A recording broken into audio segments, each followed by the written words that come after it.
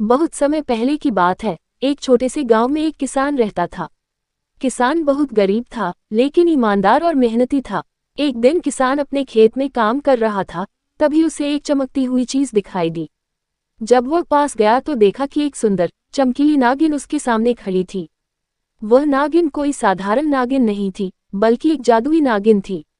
नागिन ने किसान से कहा, मैं इस गांव की रक्षक हूं और मैं तुम्हारी ईमानदारी से बहुत प्रभावित हूं। मैं हर रोज तुम्हें सोने का एक सिक्का दूंगी, लेकिन शर्त यह है कि तुम इस बारे में किसी से कुछ नहीं कहोगे। किसान ने खुशी खुशी नागिन की बात मानी और रोज उसे सोने का सिक्का मिलने लगा। धीरे धीरे किसान अमीर होने लगा, लेकिन उसने किसी से इसका राज नहीं बताया। एक दिन किसान का बेटा उसके पीछे खेत में गया और उसने देखा कि नागिन किसान को सोने का सिक्का दे रही है।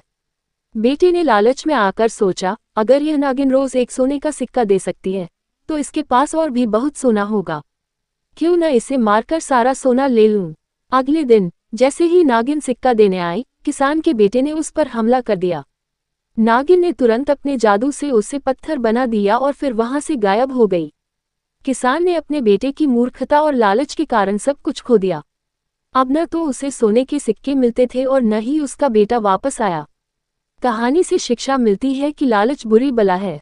हमें अपने हिस्से की चीजों से संतुष्ट रहना चाहिए और कभी भी लालच में आकर गलत कदम नहीं उठाना चाहिए।